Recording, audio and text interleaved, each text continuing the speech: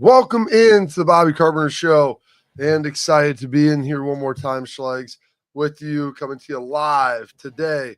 I don't know if you can see. I got my U.S. Marine Corps shirt on here, Schlegs. I see it. Yep, got it over there.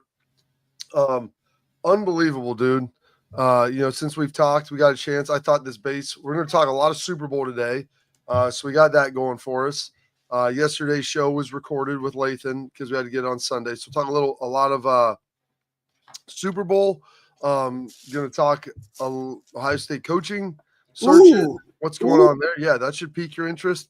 Talk about the coach that became a president or vice president. The senator that became a coach.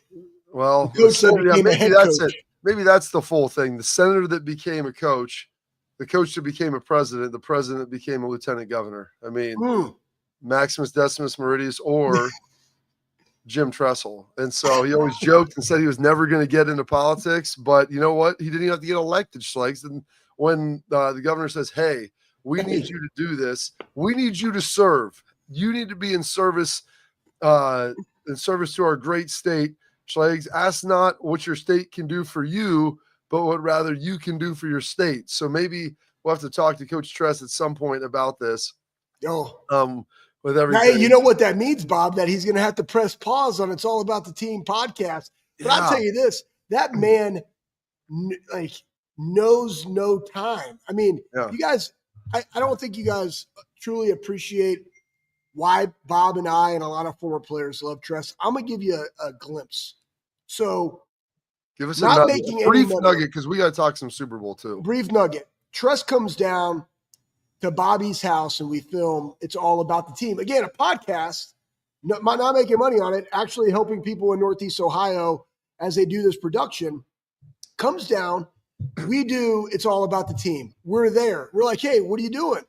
He's like, hey, I got to drive to Toledo because of a player from the 90s at Youngstown is having a charity event, and I got to go there. So he drove down from Medina, down here, did our podcast, drove to Toledo, did that, fundraiser, and then drove back home. Like, that's Tressel. Buckeye. Yeah, I mean. Podcast, drove to Toledo.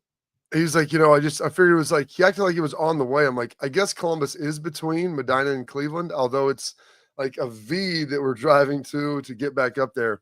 But just awesome for him. Excited to see him do that. And now I can't wait to tell him, like, Schlegs, you just never can say never in life. And so Poof David Copperfield, he is now going to be lieutenant governor. So I'm excited for that. I don't know if that's my wife is like, is that official? Is that like a thing now? I guess. I mean, it's everywhere. They had a press conference and everything, Bob. Yeah. I go, this isn't like a high school senior recruit, flip-floppity in the portal and everything else. Like, this is a real deal. So we'll get into all that later. I want to get your initial thoughts, Schlegs, of the Super Bowl, of what you saw out there on Sunday night in an outcome that I would say was fairly unexpected, if you will. Yeah, I mean, I don't even know where to begin with that. Here's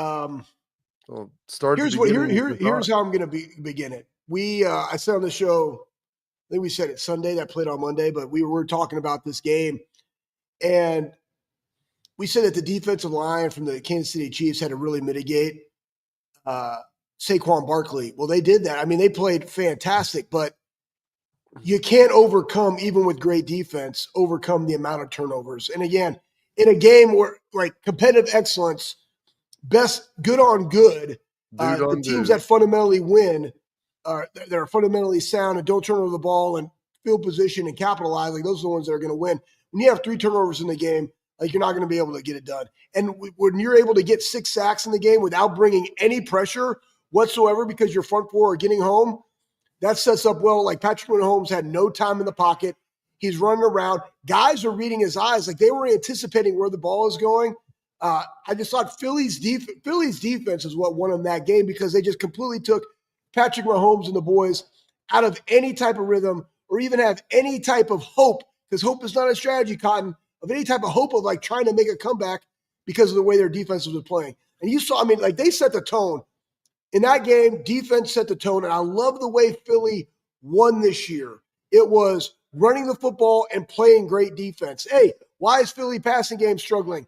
It's because they run the football so well and they play such great defense. Why put yourself in that position? You don't got to be the stat leader in everything to be a great team. They played great team football on the biggest stage, and they came out as champions 40-22 over Kansas City. Absolutely. And I'll weave this back into Ohio State a little bit with that, because I think you saw two things that were evident in that game on Sunday night. And I think it was two things that were very true, and it's true as well for Ohio State. You saw on offense, and I give Nick Sirianni credit. And by the way, Mount Union grad. Oh, yes. Excited for that, excited for him. But they came out like you saw offensively. 4th and 1, like 4th and 2, tush push, forget about it. Let's take a shot down the field. They were going to attack that Steve Spagnuolo defense, because the thing is with Spags' defense, if you just try to tread water, you're going to get killed. They're going to be all over you. The pressure will overwhelm you. You have to be the tip of the spear legs and turn into this wind and walk into it. And you're going to have some negative plays. You're going to get sacked. You're going to have some stuff happen. Now, when you have a quarterback like Jalen Hurts or a guy like Will Howard, when they bring pressure and they're getting after you up front, boom, you can step up in the pocket, you can go attack, and you can go get yards down the field with your legs as a quarterback. But then also, like, they were going to take shots, because that Kansas City defense is predicated on overwhelming you with pressure in the pocket. There are holes, but you got to find them. And the only way you can find them is by pressing the ball down the field. And so they were able to do that and do it in a big way. And that was critical. And it's not all that different, Schlegs, than what Ohio State did. You saw with Ryan and Chip and those guys, like, dude, forget like pity-patting around and trying to go get, 5 yards on a 3rd and 4. Like, let's go. Let's go be ultra aggressive. Let's take shots on 1st down. Let's take shots on 3rd and short, like 4th and short. Like, if we're going to lose, we're going to lose by the sword, man. Yeah. We're not going to get slowly just cut to death with a butter knife and bleed to death in a bathtub. Like, give me the sword right to the chest if that's how it's going to be. Because if not, we're going to swing hard and we're going to get you. And so you saw that. And so that was the offensive element of it, I think, for Philadelphia. And their offensive line played well, and they were able to run the ball. And like, without looking, I didn't dig into the stats, because I think after like the middle of the second quarter, I don't even know if the stats really mattered anymore. With that, especially on offense. But Saquon was great. Their receivers were great. Brown, Smith, like those guys were phenomenal. And Hurts played awesome. And we'll get into Jalen Hurts in a little bit, because his story, Schlegs, is one that like every young person should look at and say, this is how you deal with things that don't go your way. Like, you don't cry, you don't pout, you don't sit here and say, oh, I was the starting quarterback on a team that was playing a national championship and now they benched me for someone else. Like, I'm going to be a sad clown. No, I'm going to be a great teammate and move forward. And we'll get into that. But the other piece, I think, and this is true with Ohio State as well, Philly was able to overwhelm them up front with their front four. Like, dude, even on the plays that, you talk about turnover, Schlegs, like when your quarterback's getting his leg, falling on, and he's throwing a pick right before half because they're trying to get something going, and he can't even hit like a 10-yard drag or a check down over the middle.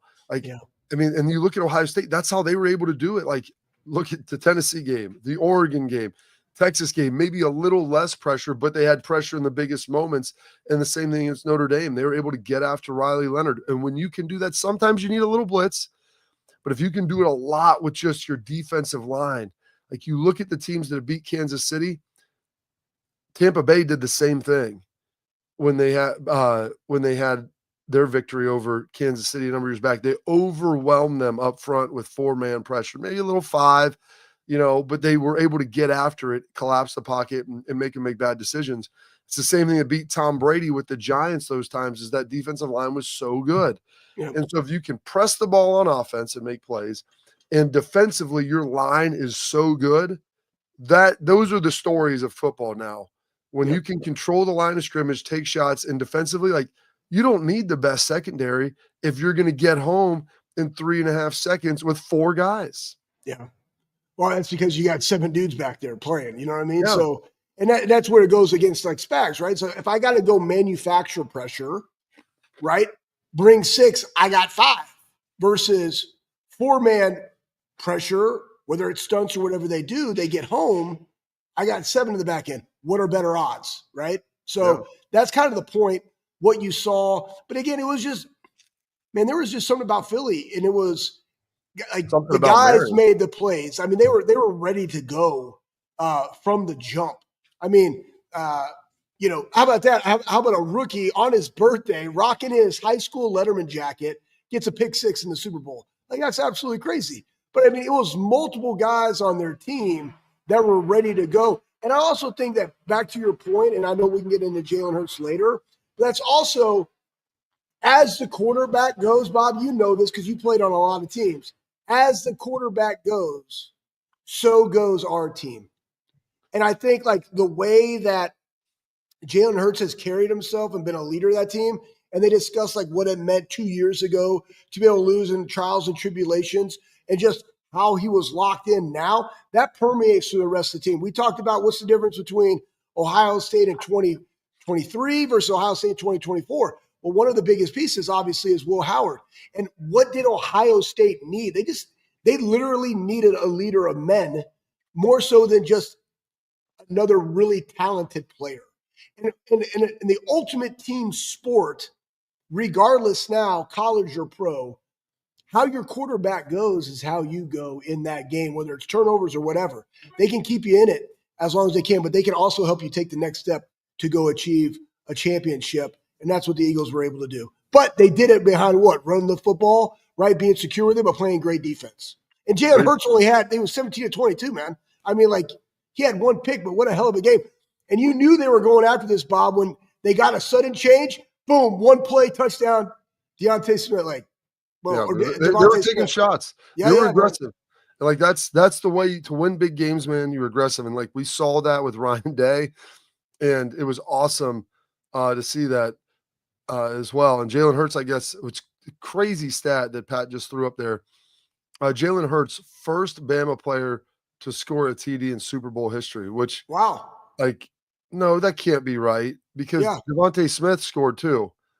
I guess they're counting Devontae Smith and not Jalen Hurts. So Devontae Smith was the first Bama player to score a touchdown. I almost can't believe that, Pat.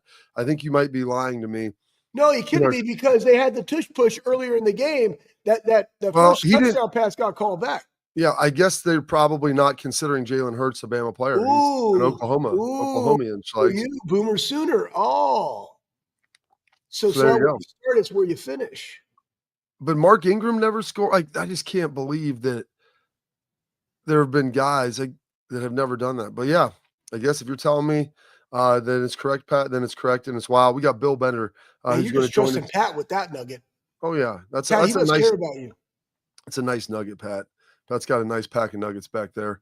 I want to tell everybody this: parents, athletes, protect what matters most with Export mouth guards, trusted by professional athletes, designed by NHL team dentists. Export mouth guards are scientifically tested to absorb those high impact hits, protecting both your teeth and your brain. Export mouth guards feature 3 layers of advanced protection, including a patented use of carbon fiber, which is custom 3D printed to your own smile for more protection, better performance, max comfort, clear communication, so you can focus on your game, not on your gear. Don't take chances with your safety. Visit exportguards.com/Bobby and save 15% on your order.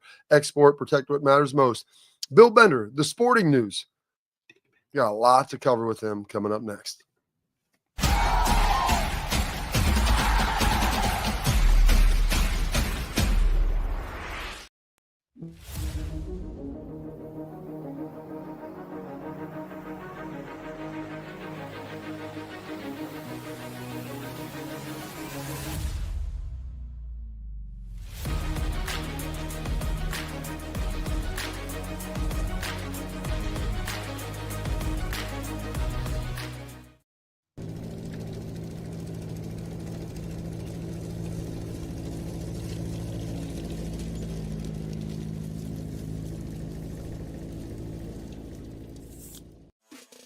Welcome to Big Play, the fastest growing sports media company in America. I'm gonna keep it straight with you. The reason you should watch our show is because I look good, baby. Come get some! Join our millions of fans for live sports talk shows hosted by the top former athletes and sports personalities in the industry. Ohio, it's my home state. Obviously, I'm a diehard Cleveland sports fan.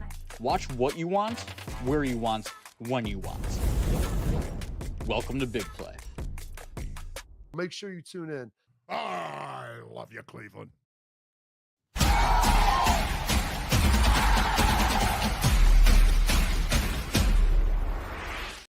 All right, welcome back into the Bobby Carpenter Show. And like as always, please like, subscribe, leave your questions, comments, whatever, and for us as well. We love it. We appreciate you guys. And now we appreciate one of our favorites, Mr. William Bender, hailing from Pickerington, the native of Ohio.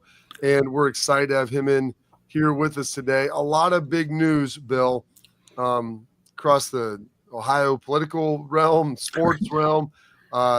Before we get going any of that, like just your initial thoughts on the Super Bowl and kind of everything you saw out of that. Well, you guys were talking about it in the last segment. I mean, just the domination by the Philly defensive front. It was early. They made Patrick Mahomes uncomfortable, but not, and other teams have done that. And he would slither out, make a play, do whatever he, the wizard act that he does. They didn't allow for that. I thought probably the defining sequence was they get back-to-back sacks. And then on the next play, Cooper DeJean makes an interception return for a touchdown, which, by the way, teams that get an interception return for a touchdown are 13-1 now.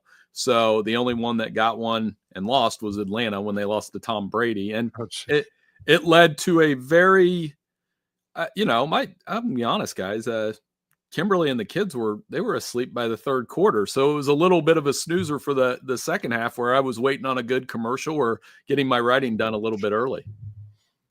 So Richard, I want forever now, every time like Bill's in the chat, I literally think of Richard Bender and the abbreviation of that. I just want you to know it makes me smile every single time. Looking at this Phillies team, and again, there's so many things, right? Like it is the gauntlet that is a national championship, and then a greater gauntlet that is the Super Bowl. Do you think that there was just an exhaustion state for the Chiefs, like going into this game, to where like Philly was primed, ready to go? The Chiefs have done it already twice. The first team, I think, ever to be in the opportunity to win 3 outside, like before the Super Bowl era. Do you think that maybe just caught up with them, or is it just how well Philly played this game that ultimately got them 40-22? Both. And the first part being, when you're trying to win a Super Bowl, the highest level of football for the third straight season and all the one-score games, what it reminded me of a little bit on the college side was when Florida State was trying to go back-to-back with Jameis, and they had won like 29 or 30 in a row. And at a certain point, that winning streak becomes a pressure point. It wears on you. And then the other end of it, and Bobby mentioned this, Nick Sirianni played at Mount Union. And if you really think about that, I talked to Larry Karras. I did this big feature about his Mount Union playing career. And, that's a program that won 11 national championships. And they maybe lost a regular season game once every 3 or 4 years at one point. And he coaches in the mold of Larry Karras with how did they win that game? Offense, defense, defensive lines dominated, playmakers on the outside, good quarterback play, special teams. Elliott hit 4 field goals. It was complete domination. One that, as somebody that got a chance to, go watch some buddies play when they played Division III during that era, looked a little bit like Mount Union dominating somebody, and not a surprise. Were you surprised, Bill, that they were that aggressive on offense, being the Eagles with taking shots early on the 4th down, just pushing the ball down the field in a big way, as opposed to maybe more ground control, feeling your way out so you don't make that big mistake? Yeah, and Saquon Barkley didn't have a huge game, but I think just keeping them honest with the run allowed Jalen Hurts to run the football, and they did take shots. Even on that first 4th down and 2, where he hits A.J. Brown, they call a terrible offensive pass interference call, which I didn't know that was being called in the NFL at all this season, because they never call it on the offense. We know that. And that's when they're going to throw the flag. You know what? And Jalen Hurts, everything you said is true, because I was there when he started as a freshman and he was one drive away from beating Clemson. And I was there when he was benched at halftime for Tua in one of the, most not controversial, one most courageous halftime calls by Nick Saban to do that. And Jalen stood in there like a good teammate, not only that night, but for another year, in college, and worked his way to this point. He's played fantastic in both the Super Bowls he's been in, by the way, and really happy for him, Nick Sirianni, and this Eagles team. And, I guess what we ask now is, where do the Chiefs go from here? Are the Eagles the new dynasty? Because they're probably going to be primed to win a lot of football games next year as well. You just made a great point about that, because another thing that you could have mentioned there of a dynasty and the pressure was that Georgia team that won 29 straight and that was always at the top just a few years ago. Much like Ohio State, they lost a lot of guys, different in the NFL, but the ability to win it again. What would be some of the things that you look at as to how the Eagles could repeat and correlate that to an Ohio State or whomever in college football being able to do it? Or is it just completely different with the way it's all set up in college football? Well, I mean, you probably have to ask the Ohio State players, and you guys have been through that. The pressure that comes with trying to win national championships every year, that is at Ohio State already. Now these guys, I was covering the team in 15, coming off the 14, and I know you guys talked to Joshua Perry quite a bit, and I can't remember if he said this or not, but I know they probably believe on some level that the 15 team was probably more talented than the 14 team. And they won a bunch of games in a row until they lose to Michigan State. And there was a lot of pressure at that point because they had switched quarterbacks back and forth. They had built this winning streak. And yes, it's difficult. And I think at the NFL level, even more so, repeats don't happen often. Repeats lead to dynasties. But I would almost say that if you gave them truth serum a little bit with the Chiefs, there's probably a little bit of relief because now they can rebuild, restart, and go. And some of the flaws showed up: offensive line, lack of dynamic receivers, and Philly took it to them on the other side of the ball too. Well, and there were plays like you throw a drag to Hopkins in a critical moment, and a guy who's a Hall of Fame caliber player just drops one. And it wasn't the easiest catch, but it wasn't. We've watched Hopkins make catches way harder than that, and I think sometimes it comes down, like you said, the pressure in the moment of trying to get that done. But I forgot about the Jalen Hurts situation, about how he stayed for another year and backing up Tua. If during that year, Bill, I would have told you that after 6-7 years later, that you would have Jalen Hurts playing in 2 Super Bowls, playing well and winning one of them. And Tua, while has had a pretty good NFL career, there's a lot of questions up in the air about injury, and talking to some friends that are in Miami, like they're having questions of do we move on from him? What does that look like? I mean, is there anybody that would have taken that bet, and what kind of odds that you would have had to give him that Jalen Hurts would be in a better position in the NFL now than Tua? Yeah, and then your next question would be, well, what happened with Tua? What's going on with his career? And you'd have to delve into the the concussions, and he's had moments like you said, and they've played well, and he's played well. He hasn't been a bust by any means, but if you would have said, yeah, Jalen Hurts will be playing at an MVP caliber level, he has played in 2 Super Bowls, he easily could have won both Super Bowls, and in that stage, he's been awesome. And I think his college career is something to look at when you talk about the portal now, where he did transfer to Oklahoma. He had that 1 year with Lincoln Riley that elevated his game, and that cross between what he learned with Alabama and what he learned with Oklahoma, and he just fits in Philadelphia. I think his toughness, the way that he goes about his business. One thing I always noticed about his press conferences was he was never rude or impolite. He may be, I don't even say uncomfortable. He was short, and he got to the point with his answers, but he's always been well respected in the locker room by his teammates, and it shows.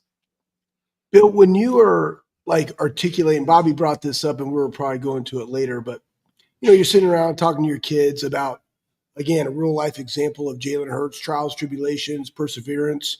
People talking about, hey, where's this Phillies passing attack? And they're still playing great football, during the regular season. You're 14-3, and they're like, what's up with Philly? And they go on this run, and they just absolutely dominate the 2-time defending Super Bowl champions. Like, what is that you're articulating as the story behind this? Well, Saquon helped too.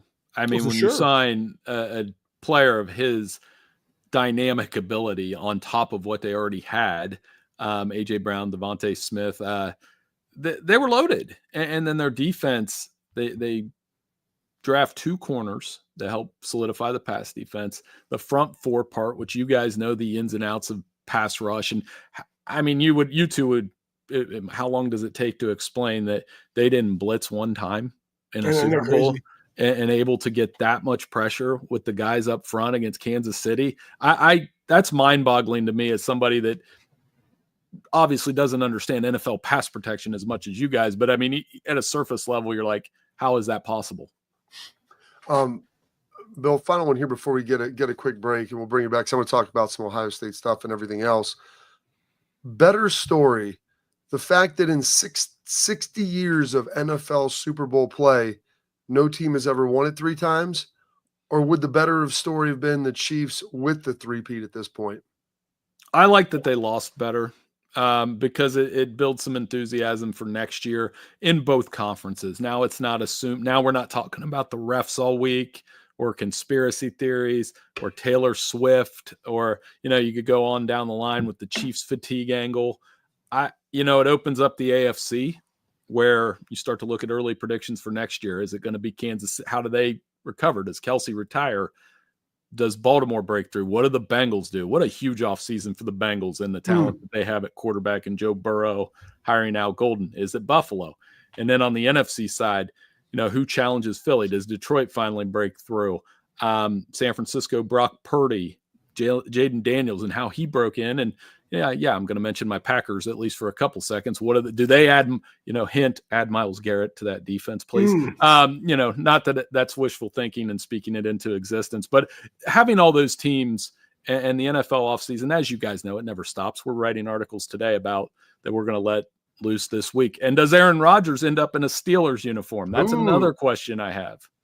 It's a lot there that we'll be able to get into here in the coming weeks. So we're going to take a quick break. We're going to come back with Bill because there's some big news that happened in the Buckeye State. Something I never thought I'd see, but I think it's actually will be great for the state of Ohio. That coming up next.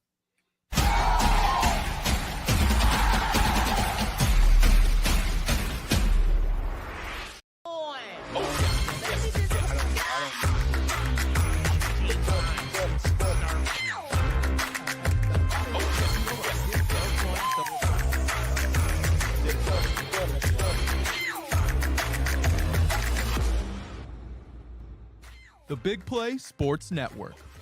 Download the free app today to watch all of your favorite hosts on demand.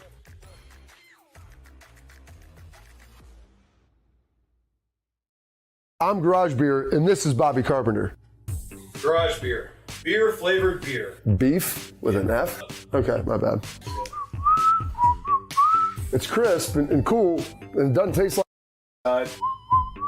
I'm Bobby Carpenter. I drink in garages because my wife says I don't belong inside. If you like a cold breeze on your bag, drink Garage Beer. It's American, and so can you. Garage Beer. Beer-flavored beer.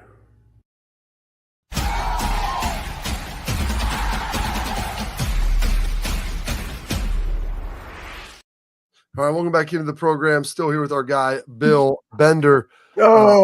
And Bill, Richard Bender likes to call you now, so that'll be your new name, Bill. Get you a license plate that says that. We something I never thought would happen. It's something I'm kind of glad to see. When I was coaching, when I was playing Ohio State, we always used to joke and call Tress the senator.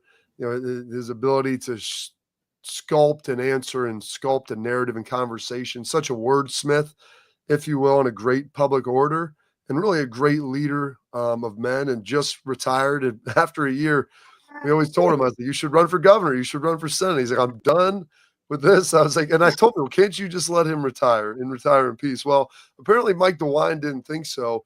And they tapped him for John Husted's the lieutenant governor position. How surprised were you when you heard that, Bill? Did you think it was almost fake news? Yeah, it's funny. Kimberly sent me a message yesterday. I was doing Super Bowl follow-up work, as you can imagine, and sent a message that says Tressel, Lieutenant Governor. And I think I said something to the effect of back. I was like, no, his nickname's Senator.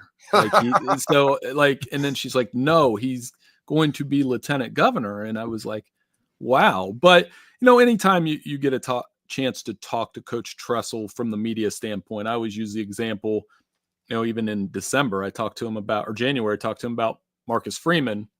And when we're doing the story about Marcus Freeman, he would say something about Marcus and then was quick to add something about Ryan Day. So every answer I had was like 50% Marcus Freeman, 50% Ryan Day. And you said it, like the ability to, the phrase I've always used when talking about my own interactions with Coach Tressel are, he makes you feel so good when you talk to him. And then you go back and listen to your recorder and you'll be like, I don't know how much of this I can use, because it is exactly like we said, he does it to a point where he gives you enough and it's good, but it's also very right down the middle. There's nothing overly controversial when he says anything, probably ever. Yeah, real fraud. I mean, I love how he's taken an initiative. I saw this on the old X machine, a reflog _18, somebody that we know, posted this because it obviously came from Jim Tressel, because it says Lieutenant Governor, State of Ohio, but that he also decreed that the punt shall be recognized as the official football play of the state of Ohio. I thought that was impressive, like taking no, shortcuts. The very first thing on your agenda is the punt is the greatest play in the state of Ohio. That being said, I would say this, and you would too, one of the greatest things that always impacted me about Tress is his ability to have great relationships. And I think it's something that's very, very needed. How do you like, Bill, like how does this happen? Like what goes on from here now that he's the Lieutenant Governor of the state of Ohio? Like, do you have to ask him political questions, or can you ask him a both mixture of political and sport questions now? I would say both, right? And I'm anxious to see how he impacts our state in Ohio, and some of the, the politics are so divisive now. People already have their minds made up, right? Where they're not going to change their opinions. But a guy like Jim Tressel, who's universally loved in the state of Ohio, obviously with his contributions at Youngstown State as a administrator, academic, he was the school president. That slipped my mind too. I was like, Richard, think about this. I'm pretty sure this is a fact. Okay. Jim Tressel was the only university president that didn't possess a doctorate. Period. Yeah. So it just goes to show, like, you don't necessarily need the paper to be a president of a university, but what he was able to do for Northeast Ohio as a president actually speaks volumes. Right. And he did a great job there as a football coach too. And one of the other things, one of his attributes that stands out is he has a terrific memory. He'll pull up a sequence from a game against Marshall in a FC, well, I guess it was called 1AA then, championship game, and describe it in perfect detail. And I'm sure he was like that as a coach. And it kind of circles back to what we were talking about with the Super Bowl, is the great football players and the great coaches, and I would say the great politicians as well. It's got to be attention to detail and the things that he does. But I think he'll do a good job in that role. I stay out of politics most of the time. But if we're going to have somebody lead this state, I mean, it's not bad to have Jim Tressel in that position. There's no question. Well, and someone in the chat, Bill, just said, like, I don't care what his political party is. And that's ideally how it should be. I mean, regardless of what color tie, well, he'd never wear a blue tie, but I mean, whatever his political ideologies are, like, he's a good person. He wants the best for the state. He, I think is someone grounded in leadership and, in positivity. And so that's absolutely tremendous. Before we get you out of here, one other thing, Ryan Day's staff starting to come together a little more. Obviously brought in Bowen to be the offensive line coach, and I think run game coordinating responsibilities. Brian Hartline now offensive coordinator. And then also with that, you have Keenan Bailey, who's the co-coordinator. Pretty young offensive unit on that side of the ball. Is youth kind of, I mean, we see Belichick getting back in. We had Chip Kelly, who was 61. To go from someone that's a little bit older to something that's pretty young and early in their coaching career relative to maybe a Chip Kelly. Surprise for you? And do you think that could maybe be like a little more of a trend for Ryan moving forward? Yeah, well, you take the best guys. And in this case, Brian Hartline's earned that shot, the way that he's recruited, what he's meant to the program. We were talking about culture and having guys that are Ohio State guys around the program. So I like that hire. Interested in the defensive coordinator, where that goes. I know there's been rumors of Matt Patricia. I don't know if Bobby, I can't remember if you played for him or not when he was at New England. Obviously very renowned defensive mind. I saw him pop up on the Edelman podcast. So I said that, I don't know if I said this on the show last week, but if I was hiring Ohio State's defensive coordinator, I would hire a guy with an NFL background, because you're dealing with guys that are going to play. I mean, look at last year, all 11 of those guys that started are going to play in the league. So take advantage of the 4 and 5 star talent you have, and you don't need to play too much gimmicky defense. You just need to win. And I think that guy, a guy like Matt Patricia, he'd be very interesting in that role. I did play for Matt, and I think he would be great if that's the route he wants to go. It'll be interesting whether balancing that versus the internal hires of, probably something like a Walton and Guerreri combo, and just how all that's going to potentially look will be very, very interesting. Bill, we appreciate your time today, sir. Thanks for spending it as always, and a terrific job, and we'll catch up again next week. Hey, I'll talk to you guys next week. Thanks for having me on. Thank you, Richard. I can't with you, Schlegs. That's the great Bill Bender. Check him out at Sporting News at Bill Bender 92. What else? I feel like you've got something else you want to say. No, I had nothing. I just think, one thing I was going to ask him before he went was, do we now see where NFL coaches can almost reinvent themselves at the college level for a year or two to then go back? Is it, because it was like, hey, you got to get NFL guys to be NFL guys. And then we saw Chip Kelly leave the NFL, go back to college, be a head coach, leave head coaching like, hey, I don't want to deal with NIL. I just want to be a coach, come to Ohio State, win a national championship, poof, David Copperfield, I'm going to make $6 million. I'm going to get a $4 million pay raise and go to the Vegas Raiders, right? Like, is it that now? Because of the way the game has progressed at the college level to where they are adopting more things at the NFL level like in college. So that's just an interesting thing that you even brought up, Patricia, because we've been talking about Joe Cullen, but you're right, Bob. There is going to be, how do you massage that defense? Because there's a lot of guys on that side of the coaching staff that have also earned opportunities, but because of how they recruited and how they developed and what they've done for Ohio State up to this point. Absolutely. Well, we'll get into a little more of that with our headlines coming up next.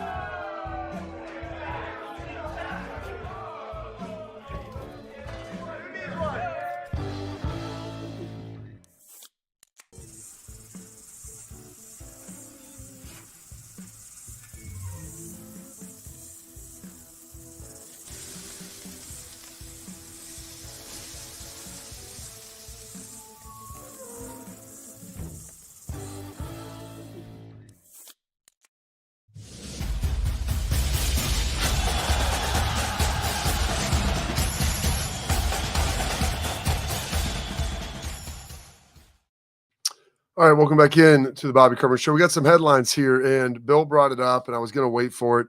Like, that may have been the best question that you've ever asked. Is there a trend? Do college coaches come back now to reinvent themselves and come to the college game to maybe bolster their image a little bit? Is that a trend, man? That's a pretty astute observation by you. Thank you. Talking about Matt Patricia, I played for Matt in New England. I find him to be very intelligent. I thought he communicated well with his players. There's, I think, a little bit of a negative connotation around him with some of the things that went on in Detroit. But I will say this, like I always enjoyed Matty P, and he was great to work with. I thought he was wildly intelligent. I think he's really good at his job. Now, maybe being a head coach, that wasn't for him at that time. And there's improvement. Like you look at all the mistakes you've made early in life with different things and this and that. Like as you begin to lead more, you get better at it. And that's why Jim Tressel at early 70s is a phenomenal leader. I think he would tell you that he's a better leader today than he was in his, early 40s or early 50s, just due to life experiences and the ups and the downs. But the massaging of the defensive staff, that would be interesting, Schleg. Should you bring in Patricia, and like kind of how that looks and what those interactions ultimately look like? Yeah, I still think we don't know what's going on with the defensive line situation because everybody at Ohio State loves Larry, but you're also getting older. Where does that happen, right? How does that work itself out? That's why I've always said Joe Cullen, and I'm also not gonna, not state the obvious because I worked with both guys. Like, Tyler was on the staff with Urban, and Joe was on the staff with Urban, and Walt was on the staff with Urban. So, part of this too is also who do you trust in these situations to hire who it is that you want to hire? Do you want to, I unequivocally trust this guy's opinion. He and I get along. How does he get along with the staff? Ask Walt, right? Hey, he's been in Spag's defense, right? James, boom. You have those side combos that then ultimately lead you to where you got to go. You look at where a Brian Hartline is super efficient at an elite level. Where are the gaps? That's, as the overall leader of the business, the Ohio State, your job is to not hire, and I say this all the time, we don't need 5 Anthony Schlegels. We need people that complement each and every person in their position. So as you're hiring that staff, who else can I bring in that can elevate other people's weaknesses so that at the end of the day, as a staff, we're at max capacity? I just think it's very interesting when you have, guys that can say, hey, I can go and make a stint in college football and do the, look at Bill O'Brien, man, for the Texans. And then he was going to come back, was at Alabama, the Texans, boom, at Ohio State. Now he's at BC. Could he go to the league again? Sure, because he's been there. I think here's the thing, and I just started thinking about my own question, Bob. I think once you've been to the league, you can always go back to the league. I think it is harder for a college coach to then just transition to the league unless you know the person on that staff to bring you. But I do think once you've been in the league, it's a lot easier to going back to college than it is just from being college to then go. Absolutely. And so those guys can oscillate back and forth. You come back down. I don't think it's viewed as a step down the way that may have been in the past. I want to throw this up here. Good. Ari Wasserman, who's come on, joined the program. Great guy, working for On3. Funny little tweet that he put out last week. It's the more I watch this game, the more I feel that Ohio State was the best team in the NFL this year, joking with all of the talent that they have. And we've outlined it and addressed it. And maybe they'll break the record for draft picks. But it was a pretty funny tweet that I saw out there, Schlegs. Well, just so everybody knows, it was a humorous tweet because Philly is the best team in all of football. I mean, they're good. And just so you guys know, 18 to 20-year-olds, it's a completely different deal when you're dealing with 25, 28 men. Though they are men, they ain't 25 to 28, 30-year-old men. That's just a fact. And what makes the Super Bowl so special in and of itself, and now we as college football fans saw that this year, the gauntlet that all teams had to run to win the college football playoff this season was going to be a gauntlet for the ages regardless. But the way Ohio State did it, it was super impactful, one of the hardest. And for anybody to say, man, Ohio State's going to go out after that loss and go Tennessee, Oregon, Texas, and Notre Dame, but more importantly, in the manner in which they did that, unequivocally the best team in college football. You look at what the Eagles were able to do through the playoffs and then the defending back-to-back Super Bowl champions and dismantle them start to finish. Best team in all of football, and kudos to them for being able to do that. But it's the longevity aspect. And also, side nugget parents, there were some great clips because the Eagles were getting absolutely bumpy in the New Orleans Saints weight room 2 days prior. So it's hey, listen, man, it does, just so you guys all know, hey, my kid, he only does skill, he only does his sport. False narrative. They should be training in season. side nugget for all you parents out there. Absolutely. Get bumpy, get strong, get fat. Tell me a sport where it's not better to be bigger, faster, stronger. And I'll tell you it's an activity and not a sport. We got Tailgate Talk brought to you by our friends at Real Truck coming up next.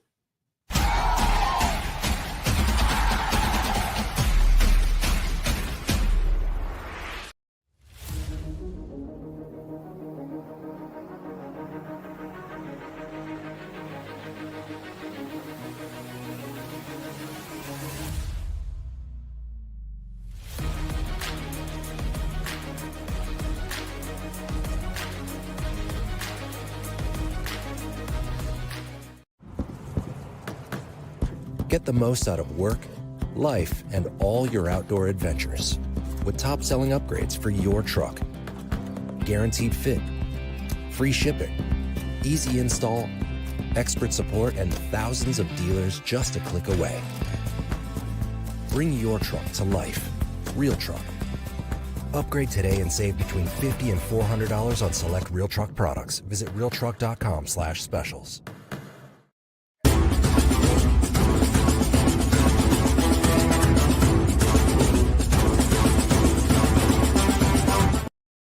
All right. Welcome back to the Bobby Carpenter Show. It's Tailgate Talk brought to you by our friends at Real Truck. You go to realtruck.com. Outfit your truck, Jeep, Bronco. Bring it to life.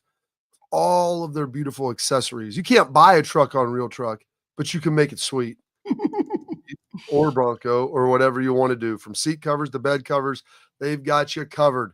Just like they got Schlegs and I covered. Go there. You spend $100. You're going to get free shipping on your order. That's what the folks at Real Truck do for you. A tremendous partner with us. Buckeyes, go check them out. Buckeyes. All right, Schlegs, we got some Real Truck. There you go. In the chat. Gosh, we'll have to talk more about Trust tomorrow. I was just watching some stuff on Instagram that he was putting out, his old stuff. Question from J. Justin B. From a linebacker's perspective, what's it like to play behind a defensive line the way they played in the Super Bowl? Probably referring to the Eagles, I'm guessing. Yeah, so I actually hit him back. Just so you know, we're doing this show and I glance down and I'm typing on my screen, my group chat is on the right. So, and like our doc is like over our faces. So I'm not watching it. So if I look like I'm typing, I'm actually trying to look, but I'm also trying to type it. I'm also trying to make sure I don't say something stupid. So on this, what I said, Bob, was when you rush 4, drop 7, the windows are now smaller, right? So you know what kind of route combination they run because you've been doing it all week. You do that by down and distance. You do that by spacing, right? If they condense the formation, they want to expand. There's things that you're doing. Then when they got to get them out of the pocket, yeah, you can sit in those zones, but the windows are significantly smaller. That's why that one from the safety, he was over, like as Patrick Mahomes was going over to his right, boom, Patrick Mahomes tried to go back across his body. He was able to move and get in that window a lot harder even if you drop 3 under 3 deep. It's just completely different. Everything gets condensed when you're able to drop 7. So it's honestly, as a backer, as a secondary person, it's better. It's better. But you got to get home because if not, they have more time, right, to find the voids. And that's the thing. Like when you have 7, every zone is covered. If you're playing man, you've got help if you're only rushing 4 because you've got 5-on-5 with 2 guys deep or 1 high, 1 low. I mean, you got other options. Player. There's no quick answer when you get pressure because everything's covered in 7-man drop with 4-man rush. So it's a tough situation to be in. We got time for one more coming from 79 Steely Matt. What do you think of Matt Patricia as our DC? So that's not official. I think he just came in for an interview. I played for Matty P. A lot of people look at his time in Detroit and like, he was this, he was that. We're not asking him to be the head coach. I find Matt Patricia incredibly intelligent. I thought he did a great job when I was in New England, working with me, helping me explain the defense, how we ran it. Like he's wicked smart. But the one thing you got to factor in is like, how does he work with the dynamic of the rest of the defensive staff? What does that do by bringing him in with some of the guys that are already there? And those are the questions that Ryan's going to have to ask himself and try to figure out, like, maybe he's the smartest dude in the room, but will adding him, Schlegs, make the defensive staff as a whole actually better? And that's something that Ryan's got to figure out. I would look at Chip, and I would say in today's age, who's the best educator of what it is that you want to do? And not only educating the players, but also educating the staff. and making sure everybody is consistent in their verbiage, right? Communication drives change. But here's the other thing too, Bob, and I think that we're seeing this. Not everybody is cut out to be a head football coach. Being a head football coach is not the ultimate success, in my honest opinion. Being the very best coach that you can be, that is it. And if you have enough self-introspection to say, I do not want to be a head football coach, I want to be the best coordinator, or I want to be the best linebacker coach, then that's success to me because you're living out your purpose. And I think sometimes one of the great questions would be like, what are your aspirations? Oh, I want to be a head football coach. Like, is that really the right kind of guy that we need, right? Because you're going to like do everything you can to like elevate yourself as like, I love calling plays. I'm willing to work. I'm willing to collaborate. I'm a constant learner. But I also, probably most importantly, is that, and we were talking about this with when you have, Bailey maybe doing some coordinating, like a co-coordinator, and you have Tyler who's been a coordinator as well. It's like, who's it all going to fall on? It's all going to fall on Brian Hartline. And you got to make sure that those guys don't go above their pay grade, right? And I alluded in the group chat, Brian's the captain. You got 2 lieutenants, right? And the other ones are some like sergeants and some soldiers. But ultimately, you got to plant the flag, execute, and we got to go light speed as a unit. And that's really what you're looking for in this. And the other caveat to that, do I unequivocally trust this person to put our young people in position to have success on the defensive side of the football? That really is what it boils down to. Absolutely, Schlegs. Well, whatever it takes, you got to get them in there. Talking about units, 50 Cent talked about the G unit. We'll talk about your parting thoughts. G unit.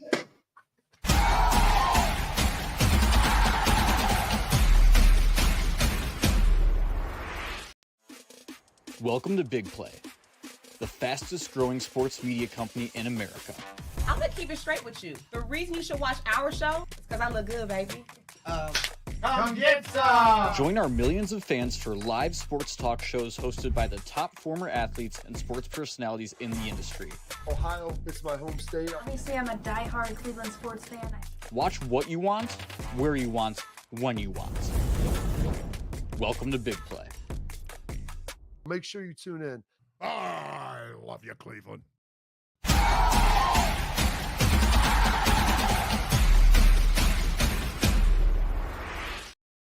All right, Schlegs, your parting thoughts. I think we've got a big trade coming up from one place on the water to another place on the water. Talk about it. Is it already happening? I don't know. I mean, I'm down here. They're building the stuff, Schlegs. They've got, we'll talk a little bit more. Schlegs, what do you know about Base Engineer Expeditionary Force? I feel like that's something that Schlegs could have been in the United States Air Force. They call them Beef, and they're Buckeyes. And so we'll get into that a lot more tomorrow. But they're down here at Gitmo. Schlegs, I think that'd be a good trade. There's some assets you could move down here, and maybe one asset that you want to keep in Cleveland, and that would be tremendous as well. So who wouldn't love that? That's all the time we have for the show today. We'll be back with you live tomorrow. Hopefully we'll have AJ on, and we'll talk to you then.